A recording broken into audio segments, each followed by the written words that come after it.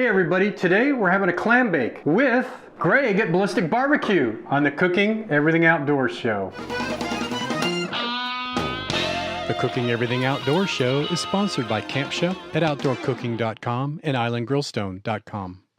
So let me tell you how we got going with this crazy idea of doing a clam bake without a beach. Now, as you know, I'm a partner with Klondike brands and they asked me to do a clam bake and I was really kind of clueless on how to pull this out. And I got to talking with my buddy Greg and we really kind of figured out a way to do this in the backyard in a Weber kettle. And we went out shopping for a few ingredients this morning and Greg actually found seaweed for us and we didn't have to go out swimming for it, which is really cool. We have kelp offshore here, but we're actually using dehydrated seaweed. Yeah, which we found, and it rehydrates really quickly. And the ingredients were a no-brainer. We went to the fish markets and we picked up some clams and some mussels. And this seaweed rehydrates really fantastically. Oh yes, and it's actually pretty tasty. Yeah, pretty tasty stuff.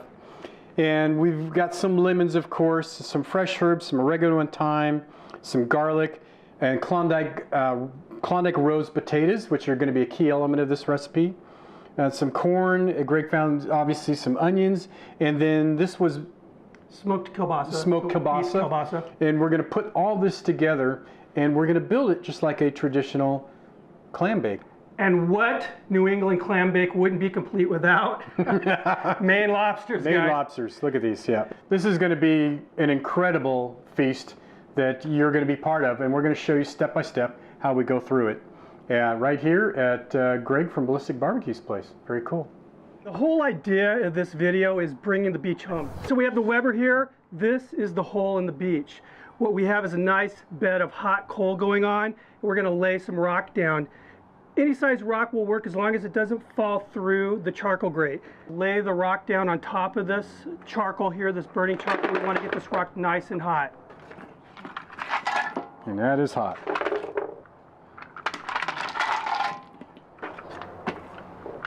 Next step is going to be laying another bed of hot charcoal on top of this rock. These rocks are hot, and Gary and I have noticed something I think we need to mention. Yeah. They're popping. A lot of these rocks are kind of fracturing on us, so no problem. Just be aware of it. Be safe. We're kind of standing back. Don't put your head in the barbecue. And it's mainly the small ones. Yes, right? Just the small ones. Think big when you're finding rocks. And once we get this covered with another base of charcoal, the risk is going to be minimized dramatically. Yep. So I'm going to go ahead and dump this down, Gary, if you're cool with that. Yep.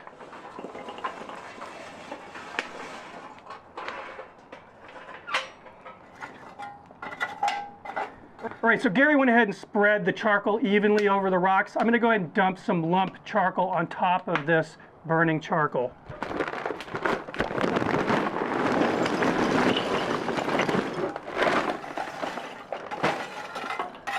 What we're looking for is the briquettes to actually burn out. Again, they're superheating, saturating the rock with heat.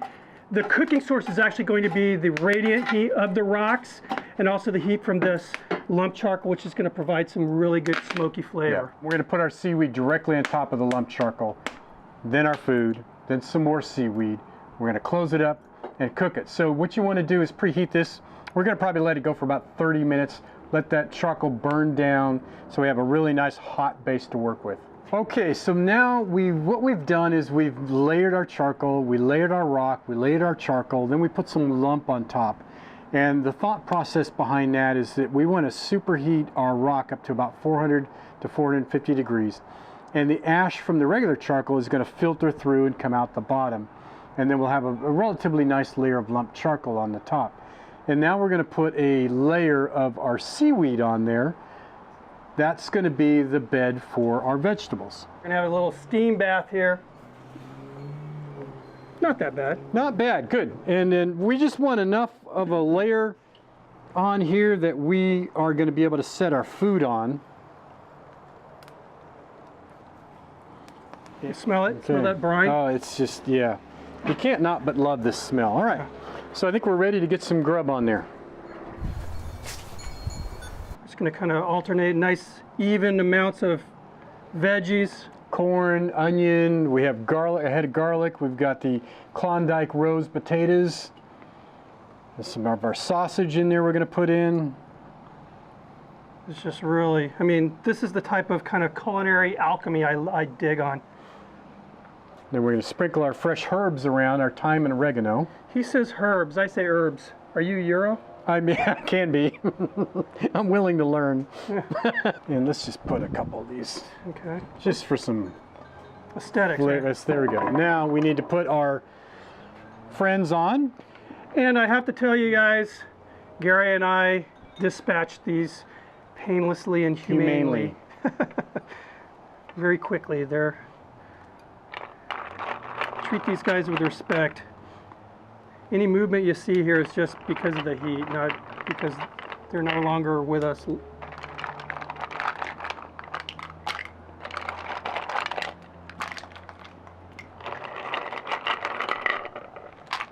Wow. This looks awesome. This is one of these cooks I'm very excited about. Yep. When we were talking about it over the phone, it was like, wow. I love it when a plan comes together. Sure. We have more lemon. We can. Okay, so now we're going to put another layer of our seaweed on top of this.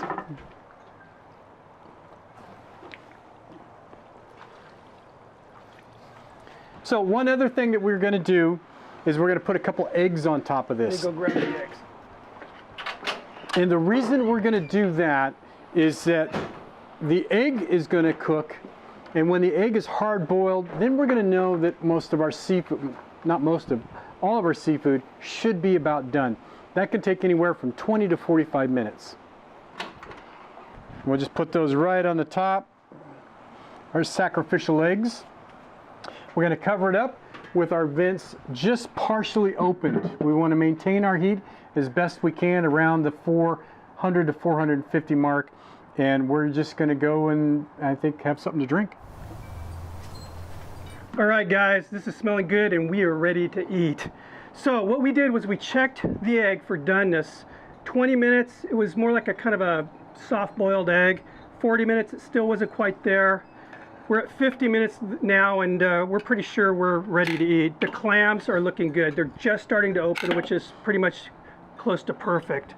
Well, now, as you all know, if your mussel or clam hasn't opened up, right, you do not want to eat this one. So make sure you're safe on that. He's fired. And look at that color, Greg. Is that? Oh, it's beautiful. That's absolutely beautiful. And these potatoes. Oh yeah, look at that. Wow. Those are just ready to go. Wow, and I love the color of the yeah. flesh to that kind of gold color. It's so creamy and soft. Yeah. All right, so we're going to plate this Let's up. plate it up. You know, I think that our Klondike brand's clam bake with the Klondike rose potatoes turned out absolutely flawless. And I couldn't be more proud to have experienced this with you, man. It was my pleasure. fantastic. Anytime. Absolutely. You got an open invitation. Thank you very much. And Can we have lunch now? let's take a bite. I'm and ready. see. A little bit of butter. We need napkins. I usually have them on. Oh my gosh. Yeah, I'm like seriously happy. Let's try one of these potatoes. These are potatoes are really good. you mentioned, you said they're like cream, very Really, creamy. really good. Yeah. And that's it. I guess I'm out of here. I want to personally thank Greg for letting me come down here and doing this with him, because it just, you know, it's kind of like a dream come true. It's just been fantastic. We've been wanting to do this for a long time. It was fun. And I will see you when I see you.